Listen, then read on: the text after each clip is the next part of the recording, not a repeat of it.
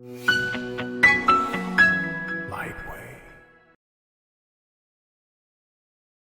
talking about the role of government. We're starting with Romans chapter 13, but we're also talking about the errors and the ungodliness of socialism and how the church can actually involve itself in assisting people. And what is the role of the church in the modern society?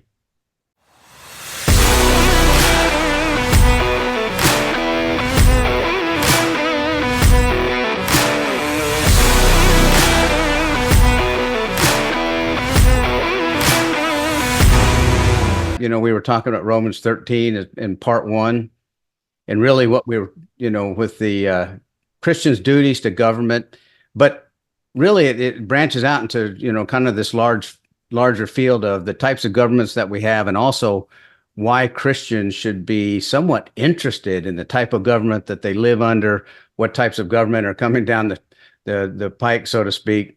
And as we look at that and we think about America itself, we're really into this idea about socialism. And everywhere that you hear this mantra being bantered around, we're talking about socialism. And one of the defining characteristics of socialism, Bill, obviously, is that it makes war on private property. And it always has. That's just, one of the keys to it is either nationalization of, the marketplace and production, but also of private property. And I think that really starts to, should speak to Christians anyway, because private property is just so inherent into individual freedoms. And I think that you've been doing some reading and looking at that, and I'd like for you to maybe expound a little bit on why that is, so detrimental to, somebody that would want to live into a Christian society. Well, you know what, Scott, thinking about that, I was thinking maybe let's just use Romans 13 as a launch pad, let every soul be in subjection to the higher powers. There's no power but of God, and the powers that be are ordained of God. Therefore, he that resists the power withstands the ordinance of God, and they that withstand shall receive to themselves judgment. For rulers are not a terror to the good work, but to the evil. Would you have no fear of the power? Do that which is good, thou shalt have praise from the same. For he is a minister of God to thee for good. But if thou do that which is evil, be afraid, for he bears not the sword in vain, for he is a minister of God, an avenger of wrath to him that doeth evil. Wherefore you must needs be in subjection, not only because of the wrath, but also for conscience' sake. And so that passage is really rooted in the Old Testament legal system that God set up in Israel. And so one of the areas that we haven't really talked about, at least in my thinking, is regarding private property, as you mentioned. So Christians should be interested in participating in government because it is based upon, or I should say, freedom is the key to freedom is private property, and it is government that protects private property. And so if you don't have private property protection, which by that I mean legal protection of private property, if you don't have a law system that is ingrained to protect that private property, then we're going to live hand to mouth, just like the Indians did when the Europeans came over here to this continent. And you're going to live just as people do in South Africa.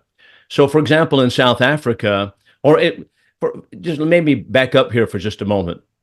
There's a good book called The Mystery of Capital by Hernando de Soto. He took 20 years to write it. And the mystery of capital is that the key to prosperity is private property, but it's also we're not interested just, okay, we want to be prosperous, but prosperous in the sense of freedom. The key to freedom is private property. And the key to private property is to have a legal system that is able to protect it. So going over to many nations, so he spent many years in South America, in the continent of South America, in the continent of Africa, in Europe, also over in Asia. In all of these countries, he said they have much more resources, or many more resources than do Americans, but they are not wealthy as Americans, and they don't have freedom like we have. And the reason is because they don't have private property. So, for example, if you live in Cape Town, South Africa, and you're going to be a squatter. Most people live as squatters, illegal living. 90% of people, for example, in Egypt live as squatters. They don't own the property. So that way you have no house that you can put up, because someone going to take your house. Just it'd be easier to burn down a teepee than lose your house. So okay, you don't have a house, you don't have collateral, you don't have any utilities because you don't have any way to guarantee that you're going to pay back anything, and you don't have and private property breeds respect for the law. So reaching back to the Old Testament, all of these things are understood in the Old Testament. When God said, "Thou shalt not steal," that assumes that you have private property. Thou shalt not commit adultery. That assumes that you have a marriage that is intact and that other people cannot infringe upon it. Thou shalt not kidnap. That would be in Exodus chapter 21. There's a law against kidnapping. That assumes, of course, that you have right to freedom. But those laws are not enforceable unless there's an enforceable legal system in place that can protect those things, and it breeds respect for the law. So that's basically what I'm thinking regarding the importance and why Christians should be interested in government. Because if, as you said, Scott, if we go to such things as socialism, where that was Karl Marx's mantra, no private property, because he wants you to live just as a slave on a plantation. Yeah. Obviously, I need to do a little bit more reading like you do, but I'm one of those guys in America that think in bumper sticker mentalities. Okay. I do know this. Winston Churchill offered this up. As he said, socialism is the philosophy of failure, the creed of ignorance, and the gospel of envy. And I think what you're talking about too also falls under the just kind of the umbrella of failed governments and what we call failed states, failed governments. But what is very worrisome then is this directed effort, though, on the government's part and on the elitist part and intelligentsia of America that they've got, and ever since the Barack Obama days, of talking about the haves and the have-nots, the haves and the have-nots. And what they are doing is breeding this mentality of the socialism, which is really covetousness and greed, number one. Thinking that everybody that has something that you don't have, that you should be deserving of that. I actually think that's a main ingredient in the Trump trials right now. And then, of course, secondly is envy and jealousy of going about envying and being jealous of what other people have. And then thirdly, of course, it promotes theft, like you said, and that is, it doesn't matter whether you're asking the government to go take it for you, or if it's somebody like Robin Hood, taking from those who have and giving to the have-nots. Those that are recipients of that are just as guilty of theft as anything else. And so really it's an ungodly system. It's unbiblical, and it certainly is anti-Christian. But the overarching thing after all of this, Bill, isn't it true that they're not going to be able to take private property rights without just taking your freedom, as you've mentioned? And when they take personal freedom, where does that leave the Christian? Because really, that's everything. So if you're going to give the government this, unbridled, unferreted kind of power to be able to redistribute and do all these things. And of course, I would mention really quick before any professors get on here and say anything, American brand. Let them come on and say something. Yeah. Well, before they make an unjust accusation, is the American brand of socialism is not nationalization, necessarily of industry. What it is, though, it's government regulation, over-regulation of industry, and taxation to fund the socialistic, themes that they have. But all of that is being, it's unbiblical, every bit of it. And it also breeds other things. For instance, it breeds laziness and idleness. It breeds this idea that, God has an eternal moral order. But socialism comes along and says, no, we're going to fix all of that because we're going to change the consequences of action, because no longer is action or inaction, wisdom or unwise action, has nothing to do with it. It's all about outcome. Well, where in the Bible is any of that? And when God, Right. like when Nebuchadnezzar was broken down into recognizing God as his works are true and all of his ways justice, but that's true justice. That's not equal outcome. That is just equal freedom for all, but all men have the consequences of their own actions, either wise or unwise. You know what? There's a good book by Thomas DiLorenzo, and it's called The Problem with Socialism. It's a great book, and he hits all the notes that you just struck.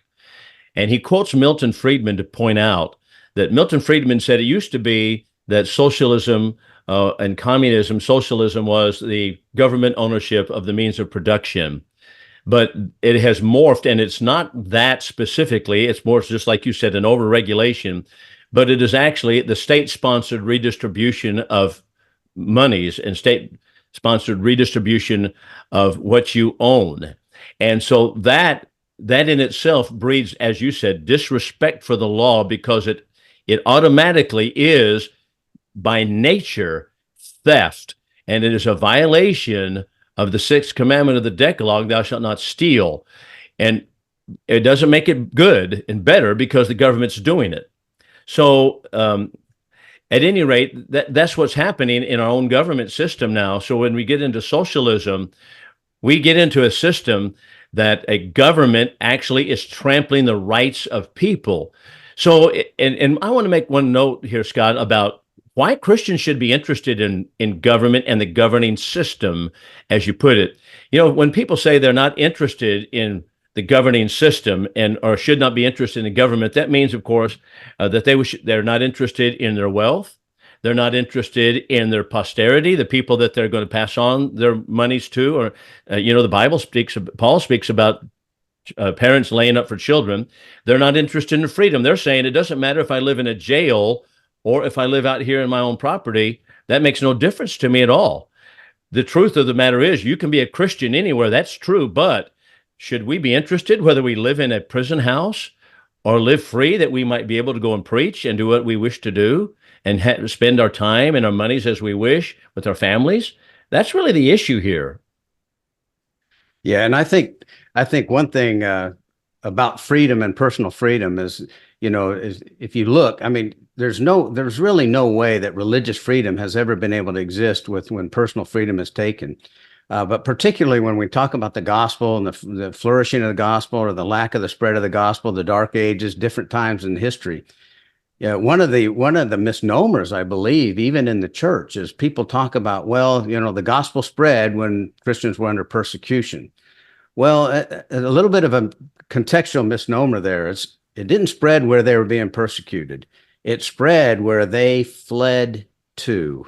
They fled away from persecution and fled to areas where they had more freedom and took the gospel with them. Now, if that's coming down the pike and that's God's will, then that'll be God's will. But it certainly will be, not because of anybody's big plan that was the way the gospel should be spread. That is just we're going to find ourselves in a situation where you won't spread it at all or you'll leave.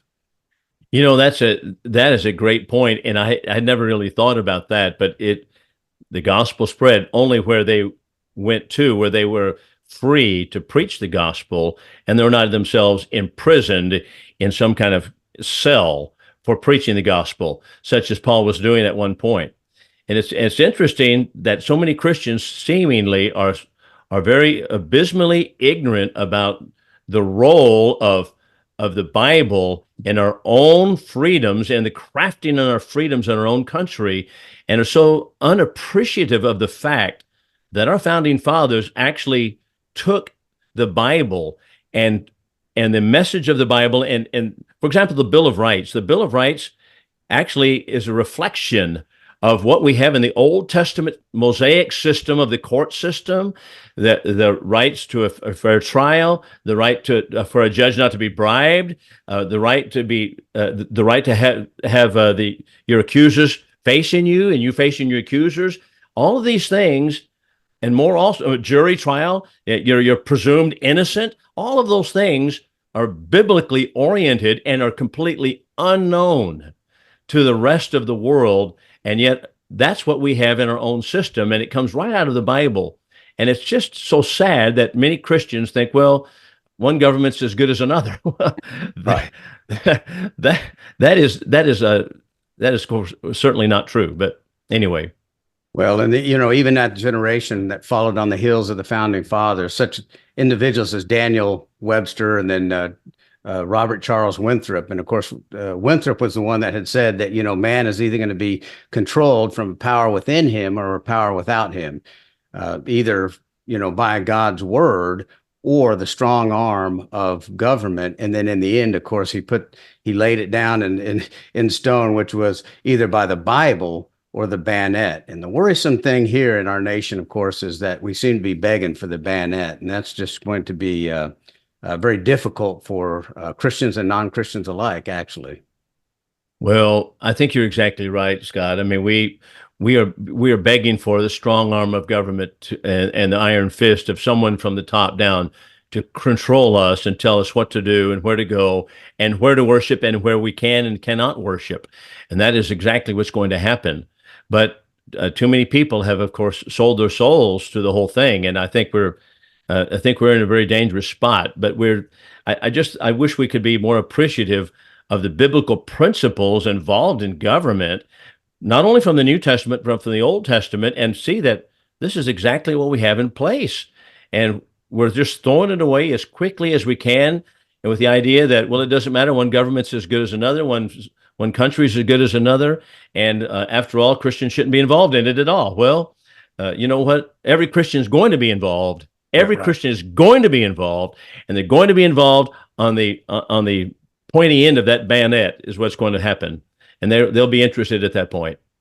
Yeah, that's right. That is the sad fact, Bill. And I think maybe sometime in the future we can kind of continue in this vein with some of the other ideas that spin out of this, which is, of course, can government do our benevolence for us and all that? And I think there's just so many misunderstandings along these lines. But certainly, it's been, very enlightening, I think, for me just to kind of look back at some of these statements of founding fathers and individuals about socialism and talking about private property and how important really that is.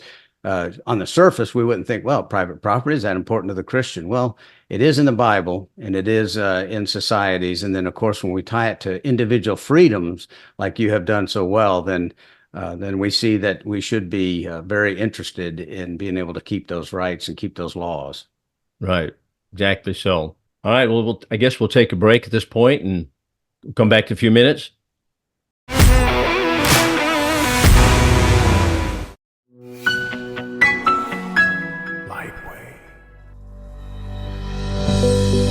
Reading the Bible, studying the Bible, and meditating on the Bible are three different activities.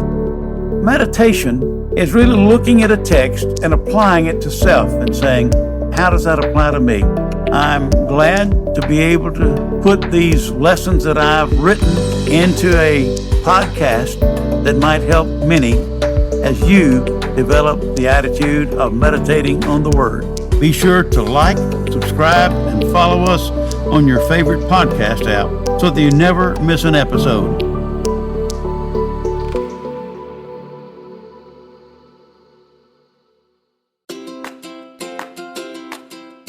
Looking for a powerful resource to grow your faith and stay grounded in God's Word? Welcome to Lightwave Media Audio. Search thousands of audio files on contemporary issues, timeless truths, and topics that matter to you, all grounded in Scripture. You can explore lessons and sermons from different congregations and speakers. There's always something new to learn and to listen to online anytime. With content from different preachers and teachers, Lightwave Audio connects you to God's Word like never before. Download, listen, and even share your own insights, all for free. Visit lightwavemedia.com/audio today. Discover a world of faith at your fingertips.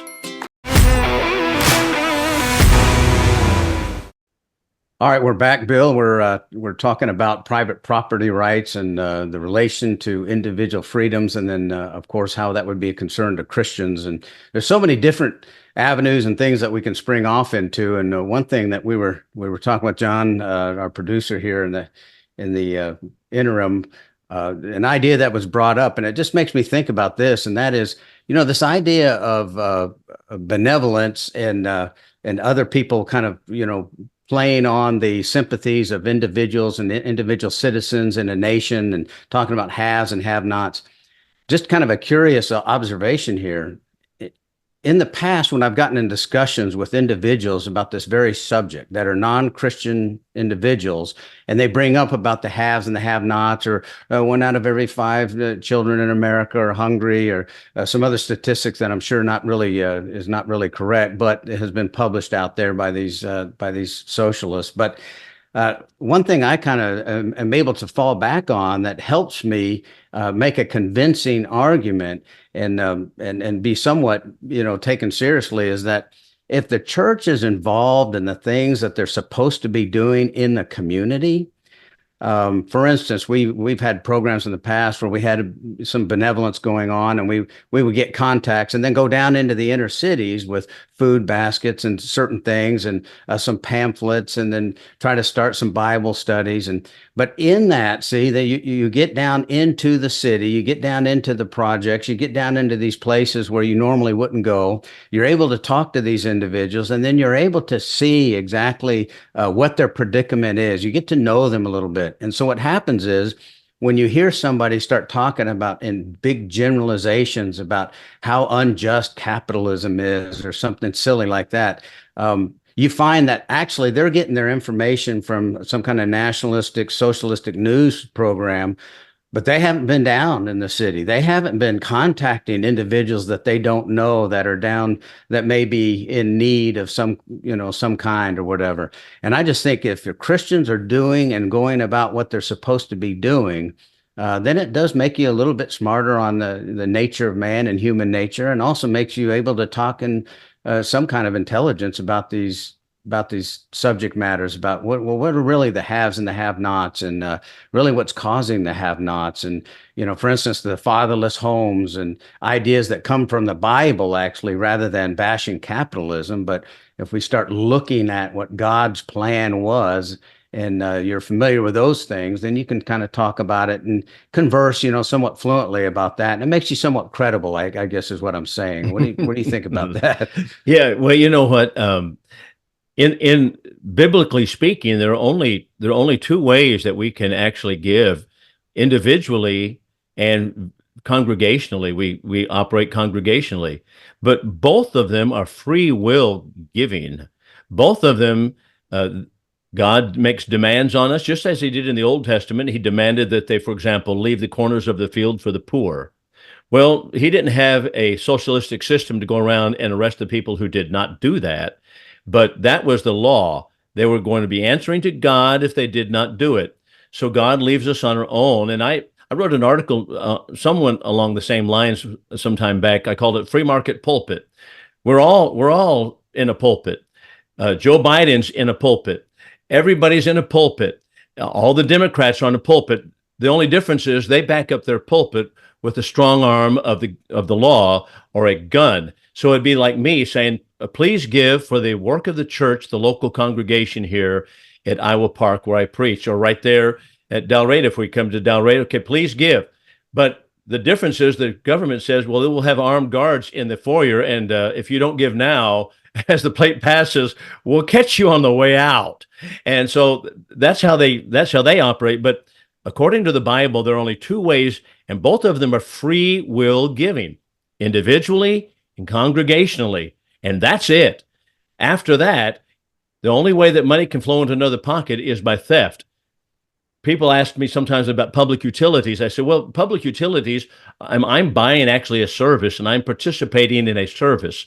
And that's the difference between a free market system and the freedom that we have in Christ to be able to give, and a socialistic system such as we really operate under now in our country, that takes so much. I mean, we work until May and June to pay the federal government, but that free will giving is what Christianity is all about. And just as you said, you go to some places in the inner city, but that kind of thing is dying anymore a lot of places, because obviously people that are in the inner city frequently make more money than I do on retirement income. And they make more money just by the welfare system, or the different avenues of the welfare system, the welfare state. So it becomes a very blunting force for a free will giving. It makes people not so willing to give, really, as they used to do. But I think this is how the churches used to do it in America before we entered into the Woodrow Wilson and the Franklin Roosevelt socialistic era. They would have churches that would have, as you probably know, they would have maybe a poorhouse connected with the church, and they would have a wood yard. And so the men would come and they want some money, And so, well, you go out and chop wood for half a day for the poor people or the elderly in the community, and put in their heaters and for their stoves, and the women will be in a sewing room, and then we'll feed you for this. We'll feed you. And I tell you, that system worked, because when people said, "Well, no, I'm not going to chop wood," well, okay, that's it. But see, if a man doesn't work, neither let him eat. I think that's in the Bible, if I'm not mistaken. That's right. And so, so, but we think you're just free will giving, and as if we don't make any decisions on how that money should be spent. And I think that's really a poor decision making. Well, I think it's interesting. One of the things that you brought up, you said that they weren't to glean the corners of the field. Well, let's think about this just for a second. Isn't Okay. that amazing? How it was to feed the poor was to not glean the very corners of your field. But notice this: Right. Yeah. poor had to get up and get out there in the morning with their sacks, and they had to go through, and they actually gleaned the grain out of those fields. And that's exactly what, of course, Ruth was doing, but that they're out there working, and they're gleaning. And then once they glean that grain, you don't just sit there and grab a piece of grain and start eating it, not unless you're Jesus and the apostles, I guess, in a certain situation. But you're going to go home, and now you've got to cook that and preserve it and beat that. See, but what we're saying is, no, what you need to do is you need to glean it, Bill. You need to glean your field, and then you need to package it, and then you need to get it ready, and then you give it to me. And I sit at the house and I open my door and I receive it. Now that's the idea of the secularist ideas of benevolence, but it's not God's. And that's right. And of course, okay, if we're wrong, then what we should see in the war on poverty and all that came out of this, in 1964, is we ought to see some kind of improvement in society, because we have given billions of dollars and poured it into that project. But if it's ungodly, what we should see is that maybe it has not helped. And what do we see? What are the statistics? If you look at certain, the families that are living in poverty, certain cultures, certain ethnicities, people that have been, set into this system, this war on poverty, you have seen now that their homes have been devastated. It has been debilitating to the human spirit to be entitled and to be recipients of this welfare system. For instance, when you talk about poverty, you say, okay, well, what's the highest correlating factor to poverty? Well, it's a young lady who becomes pregnant without being married, has no husband at home. She does not have an education. She doesn't have a job. Now, if you notice, I didn't say anything about where she lived. I didn't say anything about the color of her skin. I didn't say anything else. But that lady in America, that young lady, she is almost guaranteed to be poor and on welfare. Well, guess where she came from? She came from the welfare system. So if you look at the statistics of young ladies that have gone through that and end up in welfare, they came from the welfare system. That's exactly what it's done. It's bred that same kind of thing in these fatherless homes that continue to flourish. And then when you take the father out of the home, like the welfare system did, and replace the father with the state obviously was not God's plan, so it's inadequate. Now you have runaways at 32 times more the rate out of a fatherless home than you do one with a father. You have incarceration rates 10 times greater out of the fatherless home. You have drug addiction, 4 times greater out of the fatherless home. You have all these statistics that continue to just go on and on and on. And you know what? It doesn't even say if you're a good father. I didn't say you had a great father. I didn't say a father with a Christian or a family with a Christian father. What I said was a family with a father stays out of all of those statistics. And then all these statistics are coming out of from 1964 on. They all exploded in the welfare system. You know what? While you were talking, I was thinking about the passage I mentioned at break, 1 Timothy chapter 5. I didn't plan to talk on it, but you know what? Maybe I should back up here. The church in the New Testament is only the universal church and the local church. There is no other. Anything other than that, such as a denomination, which consists of several local congregations, unauthorized in the Bible. So we only have the universal church and the local church. And the local church, 1 Timothy chapter 5, is tasked with caring for the widows that are widows, called widows indeed, that is.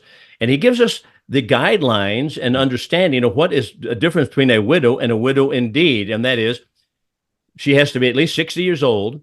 If she has washed the saints' feet, that is, if she's been hospitable to people, if she's raised up children, if she's been faithful, and so forth. And Paul says that's the one the church should care for.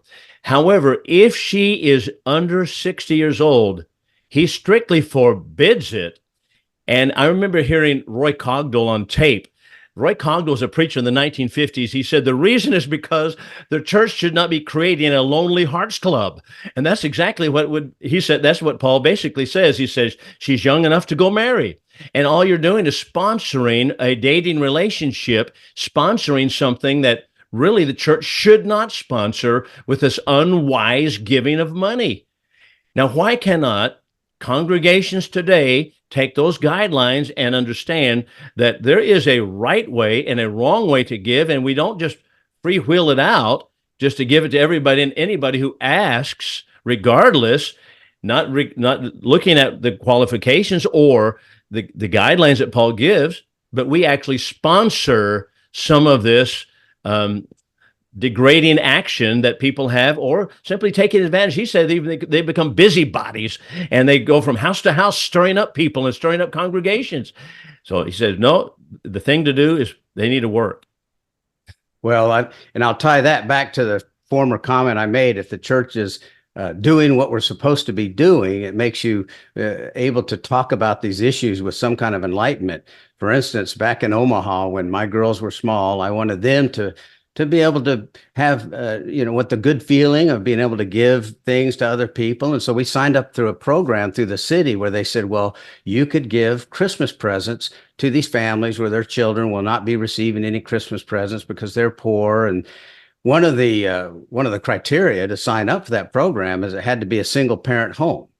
And we signed up and I wanted to sign up. I've got 3 daughters, and I wanted to sign up for a family that had 3 children. And so we did that. And they were little younger than the girls were at the time. So we went out and we went Christmas shopping, and then we went down into the city and we went to this place that normally I wouldn't have been hanging around there at all, but took my girls down there and kept trying to reassure my wife, we're going to be all right. We're doing God's will here. So we won't get way late on the way to Jericho.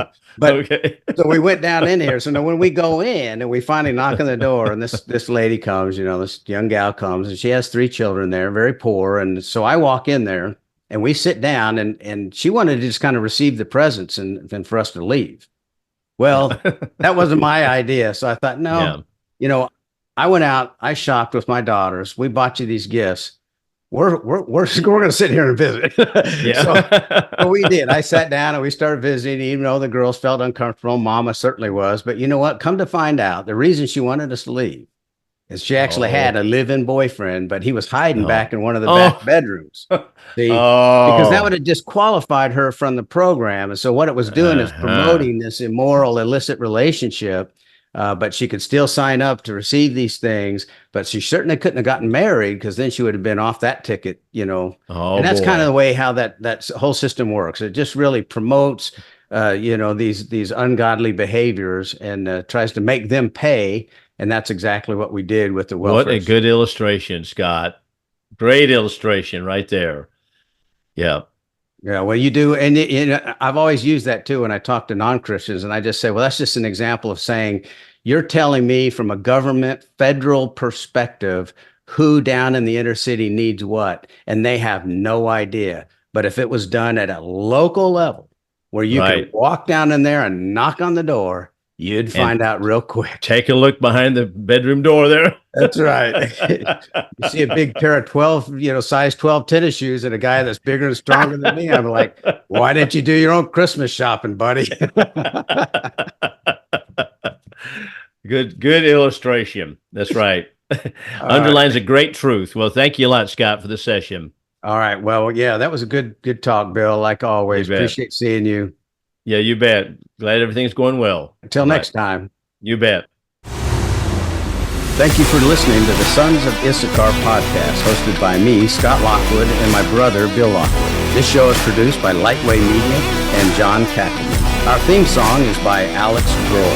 If you enjoyed this episode and want to help support the podcast, please subscribe and leave a rating and review. You can find us on your favorite music streaming platforms, including Spotify, Amazon Music, and more. If you have time, please share with others and let them know about our show. Find more information and episodes online at lightweightmedia.com/Sons of Issachar.